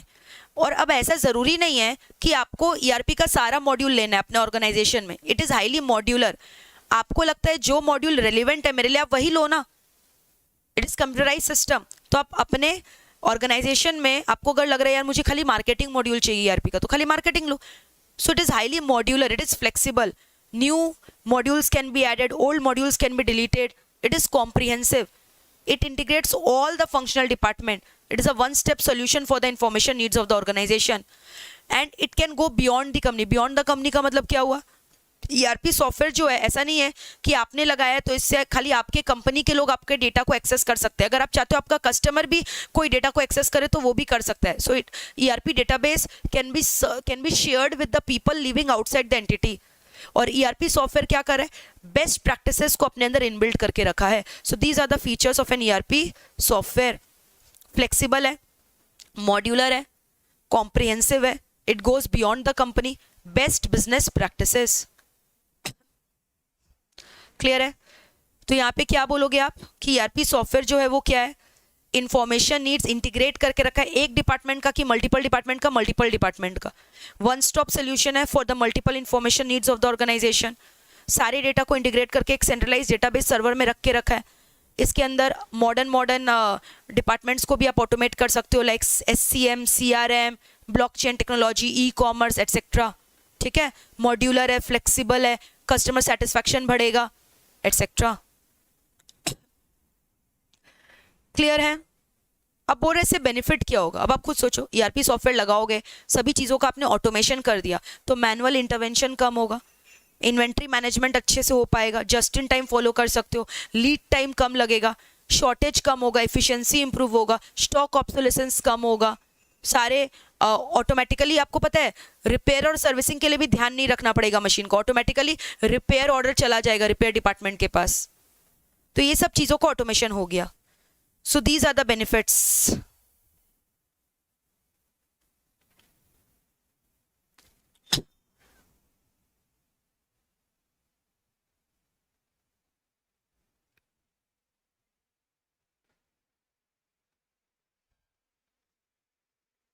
ठीक है, so this completes your benefits of ERP. Now moving on to the next topic which is important, total quality management. एक है आपका टोटल प्रोडक्टिविटी मेंटेनेंस। टीपीएम का मतलब क्या? टोटल प्रोडक्टिविटी मेंटेनेंस, जो सबसे पहले जापान में ओरिजिनेट हुआ था 1971 में, which is talking about optimum utilisation of resources, proper maintenance of the production resources. फिर धीरे धीरे क्या आया? TQM. TQM is more important. तो हम लोग डायरेक्टली क्या डिस्कस करेंगे? Total quality management. Now what is total quality management? अब टोटल क्वालिटी मैनेजमेंट का मतलब क्या है? क्वालिटी को मैनेज करना।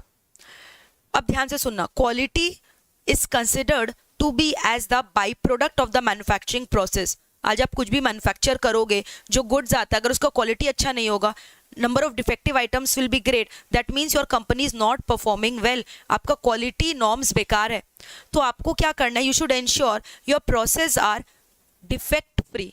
समझ में आ रहा है? Your process are defect free, you are conforming to 100% quality norms. आपका प्रोडक्ट का क्वालिटी, आपका सर्विस का क्वालिटी इतना अच्छा है कि कस्टमर्स आर विलिंग टू पे for your product. So you have to invest in quality. खाली क्वांटिटी मैटर नहीं करता, quality of the product, quality of the process, सब कुछ यहाँ पे कवर्ड है। Reduction in the number of defective item, so it's a team approach. तो अगर आपको अपने कंपनी का क्वालिटी को इम्प्रूव करना है तो ये वन डे अफेयर नहीं, इट्स अ कंटिन्यूअस प्रोसेस, है ना। और ultimately quality is a long term investment. आज अगर आप क्वालिटी में इन्वेस्ट करोगे तो इसका बेनिफिट आपको लॉन्ग टर्म में दिखाई देगा। इट्स एन एक्सपेंसिव प्रोसेस, जिसकी वजह से क्या होगा? कस्टमर का सेटिस्फैक्शन इंक्रीज होगा, और जिसके लिए टॉप लेवल कमिटमेंट चाहिए मैनेजमेंट का। तो टोटल क्वालिटी मैनेजमेंट में हो क्या रहा है? What are you doing? You are trying to create the types of products and services with which your customers will be happy, for which they will be willing to pay for, है ना। So these are called as total quality management. तो TQM का implementation में क्या क्या steps involve है? सबसे पहले देखो टीक्यूएम का principle, it is focusing on customer, commitment from top level manager is required, which means managerial leadership, continuous improvement का बात हो रहा है। And once you have catered to TQM norms, तब आपको आईएसओ सर्टिफिकेशन भी मिल जाएगा। आपने सुना होगा कितना बार, the company is ISO certified, standards of ISO, external quality assurance, internal quality assurance. कोई भी प्रोडक्ट के पीछे अगर आप देखते हो लिखा हुआ है आईएसओ सर्टिफाइड, तो इससे आपको एक कॉन्फिडेंस मिल जाता है कि प्रोडक्ट बहुत अच्छा है क्वालिटी वाइज, है ना, as a customer. So it builds the confidence in the customer कि there will be no compromise with the quality. अब क्या बोल रहा है टीक्यूएम का? 3 कॉन्सेप्ट्स क्या है? सबसे पहले क्वालिटी कंट्रोल करो। क्वालिटी कंट्रोल कैसे होगा? जो आपके पास्ट प्रोडक्शन हुए थे वहाँ क्या क्या डिफेक्टिव आइटम्स आए थे, क्यों आए थे, उसको आइडेंटिफाई करो, रूट कॉज आइडेंटिफाई करो। तो that is called quality control, so that it does not occurs in future. फिर quality assurance, and finally quality management, continuous monitoring. अब याद है मैंने आपको एक केस स्टडी डिस्कस करवाया था इसके स्टेप्स को डिस्कस करने के लिए। You remember soft drink, Coca Cola industry. अब मान लो मेरे को एक नया टाइप का सॉफ्ट ड्रिंक बनाना है, तो सबसे पहले मुझे ये चेक करना है कि मेरे कस्टमर्स कौन होंगे जो मेरे सॉफ्ट ड्रिंक को खरीदेंगे। तो मैंने रिसर्च किया, मुझे मार्केट में पता चला कि मेरा जो कस्टमर ग्रुप है वो यंग एडल्ट्स होंगे जो ये सॉफ्ट ड्रिंक कंज्यूम करेंगे। अब मुझे ये चेक करना है कि ये यंग एडल्ट का क्या एक्सपेक्टेशन होगा, what kind of soft drink they might be looking for. तो मुझे आंसर आया कि they will be looking for diet Coke, and they will be looking, India में nimbu is very famous, lemon, so they might be looking for nimbu pani, lemon flavour. So I have to devise a Coca Cola with nimbu flavour and that too sugar free, diet conscious. तो सबसे पहले मैंने क्या identify किया? Customer groups कौन होंगे, फिर identify किया उनका एक्सपेक्टेशन क्या है, फिर नेक्स्ट हमने क्या आइडेंटिफाई किया कि कैसे हम अपने प्रोडक्ट को बनाए जिससे customers will be happy with our product. So identifying customer decision making requirement and product utility, ठीक है। प्रोडक्ट यूटिलिटी मतलब समझ गए ना, नींबू पानी वाला फ्लेवर बनाकर उनको इन्फ्लुएंस करे, उनका डिसीजन को जस्टिफाई करे कि वो हमारा ही कंपनी का प्रोडक्ट खरीदे। फिर फोर्थ, आइडेंटिफाइंग द प्रॉब्लम, क्या क्या प्रॉब्लम आएगा इसमें, ठीक है। फिर फिफ्थ हम लोग क्या करेंगे, हम लोग चेक करेंगे कि हमसे सुपीरियर परफॉर्मेंस कौन दे रहा है, बेंचमार्किंग पार्टनर्स ढूंढेंगे, चेक करेंगे हमारा परफॉर्मेंस और हमारे जो टॉप लेवल परफॉर्मर्स है उनका परफॉर्मेंस में कितना गैप है। फिर क्या होगा, प्रोडक्ट का टेस्टिंग करवाएंगे, उनका फीडबैक लेंगे कस्टमर का, जिससे हमें पता चलेगा कि हमने उनके नीड्स को सेटिस्फाई किया है कि नहीं किया है। फिर अगर they are giving any negative feedback we will try to suggest improvement in our quality. So these are the steps in the process of, क्या मेरे को बताओ, क्वालिटी मैनेजमेंट। सबसे पहला स्टेप क्या बोला, identify the group of the customer, what are their expectation, customer decision making, product utility, problem क्या है, कंपैरिजन करना, बेंचमार्किंग आइडेंटिफाई करना, फीडबैक लेना कस्टमर से, एंड फाइनली इंप्रूवमेंट प्रोसेस को सजेस्ट करना। Yes, Krishna will be doing that, do not worry. So tell me all these things are clear or not? तो देखो सबसे पहले हमने क्या किया, आइडेंटिफिकेशन ऑफ कस्टमर, फिर क्या किया, उनके एक्सपेक्टेशन को आइडेंटिफाई किया, फिर क्या किया, डिसीजन मेकिंग रिक्वायरमेंट, फिर क्या किया, problem, then the benchmarking, then feedback, after the feedback improvement, then quality improvement process. So this is all about your benchmarking, TQM, steps of TQM. अब हम लोग डिस्कस करेंगे what is Six Sigma. Six Sigma आपको पता है क्या होता है? Six Sigma is a technique where we are aiming to produce maximum 3 to 4 defect per million of the production. हम लोग कोशिश करें कि हमारा जो प्रोडक्ट्स बन रहा है वो पूरा डिफेक्ट फ्री बन सके। अगर हम लोग 1 मिलियन गुड्स बना रहे हैं तो maximum to maximum defective items which we can afford is 3 to 4 items per million of the production. So that is called as Six Sigma certification. अगर आपके 1 मिलियन ऑफ द प्रोडक्ट में खाली 3 या 4 defective product आएंगे and the rest will be fine. So that is called as what? Six Sigma certification you can get. तो six sigma certification मैंने अभी example दिया था, किसको मिला था, मुंबई डब्बा वाला को। अब सिक्स सिग्मा सर्टिफिकेशन का बोल रहा है 2 अप्रोचेस है, one when you're applying it for existing process, the other one when you're applying it for the new process. For existing process, what was the approach? This is very important, this more frequently comes in your exam, DMAIC approach। तो exam में पूछता है existing process के लिए कौन सा approach है, DMAIC। I repeat, for existing approach, for existing process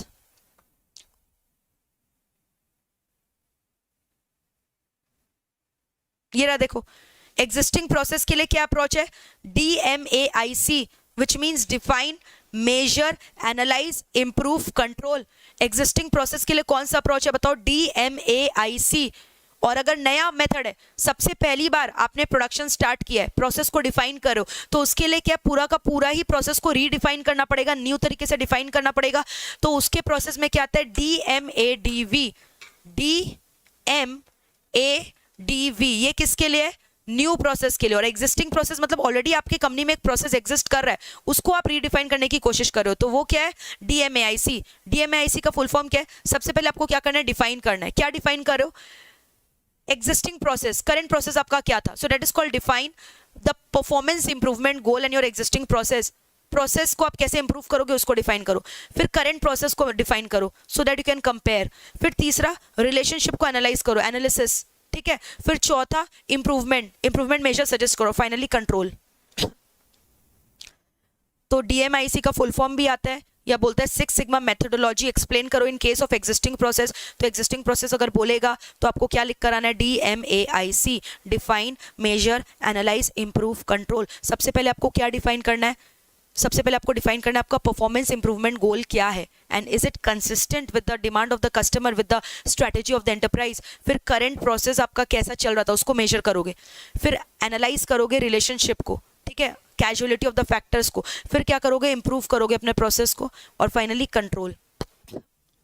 now what is, तो देख लो ये रहा DMAIC, define the process goals, measure the current process, analyse the relationship, improve the process, control. Next क्या है, DMADV। DMADV का full form क्या है, सबसे पहले डिफाइन करना है, क्या डिफाइन करना है, वही परफॉर्मेंस गोल्स क्या है। फिर मेजर करना है, ठीक है, आइडेंटिफाई करना है, क्या क्या मेजर और आइडेंटिफाई करना है, आइटम्स क्रिटिकल टू क्वालिटी, फिर क्या करना है, एनालाइज करना है, डिज़ाइन करना है सारे न्यू न्यू डिटेल्स को, क्योंकि यहाँ तो पूरा डिज़ाइन फ्रेश बना रहे हो, फर्स्ट टाइम बना रहे हो, इजंट इट? तो नया प्रोसेस का डिज़ाइन कैसा होगा, डिज़ाइन बनाने का तो उसका टेस्टिंग करना, उसको वेरीफाई करना, पायलट रन्स वगैरह करना। तो सबसे पहले गोल्स को डिफाइन किया, मेजर किया, एनालाइज किया, अलग अलग designs, alternative, multiple designs you are creating. Now you are going to evaluate which design will be feasible for the new process. Then selection of one best design. फिर उसके बाद उसको आपने वेरीफाई किया, फिर उसको ऑप्टिमाइज किया, that's it. So DMIADV is applicable जब आप प्रोसेस को फर्स्ट टाइम इंप्लीमेंट कर रहे हो. अब आपको पता है जैसे कराटे में या मार्शल आर्ट्स में अलग अलग बेल्ट्स होते हैं, वैसे ही सिक्स सिग्मा सर्टिफिकेशन में भी अलग अलग बेल्ट्स होता है, which includes what, champions, black belt, green belt, yellow belt, master black belt, ठीक है. फिर उसके बाद CEO. तो ये सब क्या हो गए, अलग अलग सिक्स सिग्मा सर्टिफिकेशन लेवल्स हो गए कि किनको कितना नॉलेज है अबाउट सिक्स सिग्मा. तो आइए देखते हैं. सबसे पहले एग्जीक्यूटिव लीडरशिप. एग्जीक्यूटिव लीडरशिप कौन हो गया, एकदम top level management, CEO of the company. इन लोग खाली विजन बनाता है कि हमारे कंपनी में हमें अचीव करना है सिक्स सिग्मा, बट इन्हें ज़्यादा आइडिया नहीं होता इसके बारे में. They are just setting the vision for Six Sigma implementation. So they are called the CEO of the company. फिर next कौन हो गए, champion. Who are the champion? Champion जो है एकदम बेसिक लेवल ऑफ सर्टिफिकेशन है सिक्स सिग्मा का, which is also called as quality leader. ठीक है, this level of certification is called as quality leader. Clear है. फिर हो गया master black belt. Master black belt कौन हो गए, they are identified by the champions. Who are the master black belt, they are the expert coaches. उन लोग पूरा ट्रेन रहते हैं सिक्स सिग्मा के बारे में, उन लोग ट्रेनिंग देते भी है सिक्स सिग्मा को पूरा 100% ऑफ द टाइम. उन लोग खाली सिक्स सिग्मा में ही वेस्ट करते हैं, वेस्ट मतलब इनकॉर्पोरेट करते हैं. So that is called as master black belt. 100% time they are giving to six sigma. इन लोग कोचेज होते हैं, है ना, इन हाउस कोच जो सबको गाइड करते हैं, मेंटर करते हैं how to achieve six sigma. फिर हो गया एक्सपर्ट. अब एक्सपर्ट्स कौन हो गए, इन लोग कंपनी का अलग अलग फील्ड में काम कर रहे हैं, ये खाली सिक्स सिग्मा में काम नहीं कर रहे हैं. अब एक्सपर्ट क्या क्या चीज का हो गया बोलो, एरोस्पेस डिफेंस बिजनेस सेक्टर में लोग एंगेज होते हैं. They work across the company boundaries. ठीक है, इन लोग अलग अलग काम कर रहे हैं. फिर हो गया ब्लैक बेल्ट. अब ब्लैक बेल्ट भी 100% टाइम सिक्स सिग्मा में ही डिवोट करता है. इनका भी काम क्या है, सिक्स सिग्मा के प्रोजेक्ट को एग्जीक्यूट करवाना. क्लियर है. ब्लैक बेल्ट क्या कर रहा है, ट्रेन कर रहा है, और एग्जीक्यूट कौन कर रहा है, ब्लैक बेल्ट. अब ग्रीन बेल्ट क्यों कौन हो गए, जिन लोग 100% टाइम सिक्स सिग्मा को नहीं दे रहे हैं और भी दूसरा प्रोजेक्ट कर रहे हैं, बट साथ साथ में सिक्स सिग्मा को भी इंप्लीमेंट करने में हेल्प कर रहे हैं. इन लोग ब्लैक बेल्ट और मास्टर ब्लैक बेल्ट के अंडर रहते हैं. येलो बेल्ट कौन है, जिन लोग सिक्स सिग्मा का ट्रेनिंग ले लिया है, सर्टिफिकेशन ले लिया, बट अभी तक कोई प्रैक्टिकल प्रोजेक्ट नहीं किया, येलो बेल्ट. तो ग्रीन बेल्ट प्रैक्टिकली काम कर रहा है, येलो बेल्ट के पास एक्सपीरियंस है बट कोई प्रोजेक्ट नहीं किया है. ब्लैक बेल्ट कौन है, जिन लोग पूरा 100% टाइम अपना सिक्स सिग्मा को अचीव करने में एंगेज कर रहा है. मास्टर ब्लैक बेल्ट कोचिंग दे रहा है, ट्रेनिंग दे रहा है ब्लैक बेल्ट को, ग्रीन बेल्ट को, येलो बेल्ट को. ठीक है, CEO खाली विजन डेवलप किया है. फिर उसके बाद चैंपियंस कौन होता है, जो सिक्स सिग्मा को इंप्लीमेंट करने में रिस्पॉन्सिबल है इंटीग्रेटेड मैनर में, बेसिक लेवल ऑफ सर्टिफिकेशन है. So tell me, are we through with this or not? So now, तो सिक्स सिग्मा का ऑब्जेक्टिव क्या है, डिफेक्टिव आइटम्स को कम करना, रिड्यूस वेरिएशन. ठीक है. अब now this is very important. अब एग्जाम में कितना बार बोलता है, ये जापानीज कॉन्सेप्ट है जो हम लोग डिस्कस करने वाले. What is the concept of 5S in quality management. 5S का मतलब क्या होता है, सीरी, सीटॉन, CSO, ठीक है, शिट्सुके, सुकेत्सु, ये 5 चीज होता है. तो पूछते हैं 5S का मतलब क्या है. ये जापानीज टर्म है, इसलिए आपको ये नाम याद करना थोड़ा डिफिकल्ट लगेगा, बट मैंने आपको अच्छे से याद करवाया था अगर आपने मेरा रेगुलर क्लासेस किया होगा. सीरी का मतलब क्या हुआ, ऑर्गेनाइजेशन और रीऑर्गेनाइजेशन. सीटॉन का मतलब क्या हुआ, नीटनेस. फिर सेसो का मतलब हुआ क्लीन कर देना. ठीक है, सिकेटू का मतलब हुआ स्टैंडर्डाइजेशन, और शिट्सुके का मतलब हुआ डिसिप्लिन. याद है मैंने आपको एग्जांपल दिया था, सीएमए इंटरमीडिएट क्लियर हुआ है, अब आप फाइनल का तैयारी कर रहे हो, तो सबसे पहले आप क्या करते हो, अपने बुक अपने जो डेस्क अपने स्टडी टेबल को उसको अरेंज करते हो, प्रॉपर्ली ऑर्गेनाइज करते हो, विच इज कॉल्ड एज सीरी। फिर जो डस्ट वगैरह उसको रिमूव करते हो, नीटनेस चाहिए। फिर जो पुराने बुक्स पढ़े इंटरमीडिएट लेवल के उसको हटाते हो, क्लीनिंग करते हो। फिर ठीक से बुक को शेल्फ्स में अरेंज करते हो, स्टैंडर्डाइज करते हो, रूटीन बनाते हो और प्रॉपर्ली इंश्योर करते हो कि आपने जो रूटीन बनाया है उसको डे टू डे फॉलो करो। That is called as ensuring strict discipline.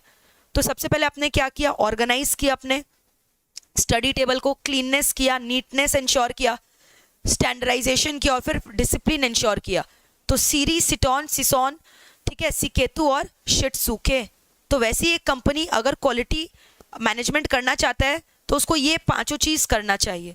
तो देख लो एक बार, very easy. Now the next important topic, what are the different types of quality cost. एक होता है इंटरनल क्वालिटी कॉस्ट, एक होता है external quality cost. Internal quality cost क्या होता है, that quality cost which is incurred inside the premises of the manufacturing department, जो मैन्युफैक्चरर अपने फैक्ट्री में इनकर कर चुका है, वो हो गया इंटरनल क्वालिटी कॉस्ट। एक्सटर्नल कौन सा हो गया, जो कस्टमर के यहाँ ऑलरेडी डिफेक्टिव आइटम डिलीवर हो गया, आप वहाँ जाकर आप उसको रिपेयर करो, that is called as external quality cost. तो अब इंटरनल क्वालिटी कॉस्ट का 3 टाइप्स होता है, प्रिवेंटिव कॉस्ट होता है, अप्रेजल कॉस्ट होता है, failure cost. This is very important, exam में पूछते हैं प्रिवेंटिव कॉस्ट क्या है, अप्रेजल कॉस्ट क्या है, फेलियर कॉस्ट क्या है। तो देख रहे हो 2 टाइप का कॉस्ट, एक इंटरनल मैंने बोला, एक एक्सटर्नल। इंटरनल का टाइप्स मैंने बोला preventive, appraisal, failure. Preventive cost मतलब आप अपने एम्प्लॉयज को इतनी अच्छे से ट्रेनिंग दिए हो ना कि डिफेक्टिव आइटम उन लोग बनाएगा ही नहीं, prevention is better than cure, so that is called as preventive cost. तो प्रिवेंटिव कॉस्ट का एग्जांपल क्या हो गया, अच्छे से आपने क्वालिटी प्लान किया है, ट्रेनिंग किया है, क्वालिटी इंजीनियरिंग किया है, लेकिन मान लो फिर भी डिफेक्टिव आइटम हो गया, आइटम बनाते बनाते दिखाई दे रहा है कि डिफेक्टिव आइटम निकल कर आ रहा है, तो अब आप उसको क्या करो, अप्रेज करो, यानी कि इंस्पेक्ट करो ना कि डिफेक्टिव आइटम आया है कि नहीं आया। So cost of inspection, that is called as appraisal cost. You are trying to confirm whether the products which you have produced is conforming with the quality goals which you have set. Inspection cost, investigation cost, ये सब appraisal cost हो गया। और last हो गया failure, defective item बन गया, अब उसको क्या करो, रीवर्क करो। स्क्रैप आइटम आ गया, उसको क्या करो, ओवरहॉल करो, that is called as failure cost. So tell me, are we through with this or not? Failure cost क्या होता है, सब क्या होता है, एग्जाम में इसके ऊपर सम्स आता है, they give you the sums. For example मैं आपसे पूछ रही हूँ, आप मुझे बताते जाना। ट्रेनिंग, ट्रेनिंग किसके अंदर आएगा, प्रिवेंशन, अप्रेजल की फेलियर। ट्रेनिंग देना मतलब क्या, पहले से आप ट्रेन कर दे रहे हो ताकि डिफेक्टिव आइटम बने नहीं, प्रिवेंट कर रहे हो, सो ट्रेनिंग कॉस्ट किसके अंदर आएगा, प्रिवेंशन के अंदर। इंस्पेक्शन कर रहे हो मटेरियल का, प्रोडक्ट का, ये सब क्या हो गया मेरा, अप्रेजल कॉस्ट है ना। इन्वेस्टिगेशन कर रहे हो, रीवर्क, स्क्रैप, ये सब मेरा क्या हो गया, फेलियर कॉस्ट। यूजर के पास सामान चला गया, product warranty, after sale service, ये सब क्या हो गया, external failure cost. Once the product has reached the customer end, अब वहां पे जो कॉस्ट इनकर होगा वो एक्सटर्नल कॉस्ट हुआ, और जो अपने प्रीमाइसेस में रह के इनकर करे वो क्या हो गया, इंटरनल कॉस्ट। ठीक है, तो इसके ऊपर एक सम है, वो आप देख लेना। क्वालिटी सर्कल का मतलब क्या हुआ, एक स्मॉल ग्रुप होता है 6 to 12 एम्प्लॉयज का, जिन लोग वॉलंटरली एक दूसरे से मिलते हैं to suggest about quality improvement methods. ठीक है, no this is important, Philips Crosby का मैंने पढ़ाया था, और श्योहार्ट का साइकिल। तो एग्जाम में पूछता है श्योहार्ट का साइकिल क्या बोलता है, PDCA, plan do check act. ठीक है, प्लान डू चेक एक्ट, या पूछेगा PDCA साइकिल किसने दिया था, आप क्या बोलोगे, श्योहार्ट ने दिया था, plan do check act cycle. Alright, TPM एक बार खुद से देख लेना। So this completes your almost revision of chapter number 2। जितने भी इंपॉर्टेंट टॉपिक्स थे वो मैंने आपको इस चैप्टर में रिवाइज करवा दिए। मैं एक बार वापस से आपको बताना चाहती हूँ इस चैप्टर में क्या क्या इंपॉर्टेंट है, which can come for your exams. They can ask you benchmarking क्या होता है, what is benchmarking, benchmarking का types they can ask you, then they can ask you BSc क्या होता है, BSc का 4 perspective क्या होता है, बेनिफिट क्या होता है, ड्रॉबैक्स क्या होता है BSc का, balance score card. Then they can ask you total quality management का प्रिंसिपल क्या है, customer focus, continuous, top level management, commitment, सब पढ़ा था ना हमने। फिर उसके बाद they can ask you 6 sigma क्या होता है, 6 सिग्मा का 2 मेथोडोलॉजी क्या है, एग्जिस्टिंग प्रोसेस में और न्यू प्रोसेस में, DMAIC और DMAIDV वाला। ठीक है, दैट इज इंपॉर्टेंट। फिर उसके बाद Shewhart cycle, PDCA। Then this is also important, quality वाला जो हमने अभी पढ़ा, इंटरनल क्वालिटी और external quality. ISO certification they can ask you, ठीक है. Quality cost they can ask you for your exam, different type of quality cost क्या होता है. Then they can ask you 5S क्या होता है, ठीक है. This is also important. फिर 6 सिग्मा का जो अलग अलग हमने रोल्स पढ़ा, चैंपियंस कौन होते हैं, ब्लैक बेल्ट कौन होते हैं, मास्टर ब्लैक बेल्ट कौन होते हैं, दे can ask you again this in your exam. DM AIC is important, DM ADV is also important, DM ADV is for your new process, they can ask you in the exams, ठीक है. Control chart is not that important. Then they can ask you what is the step involved in TQM process.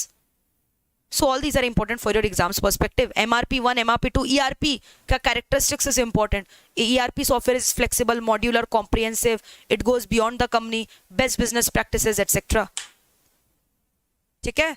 So with this now I'm going to take your leave. It's my request कि आज ये वाला chapter आप पूरा अच्छी तरह से revise करो, so that by the time our mission is over you are also ready, ठीक है, to rock and roll. आप भी ready हो exams के लिए.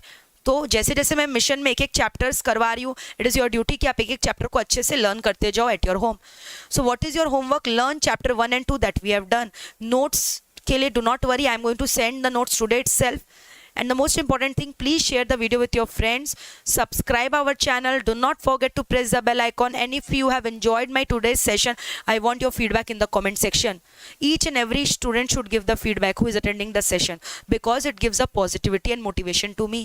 So I want your feedback in the comment section, ठीक है. And tomorrow we are meeting again, but in the evening at 7:30. So see you tomorrow guys at 7:30 for the next important chapter where we are going to discuss a lot of sums, chapter number 3, ठीक है, जहाँ हम लोग sums वगैरह discuss करेंगे. Bye bye, take care, lots and lots of love. I hope you guys have enjoyed the session.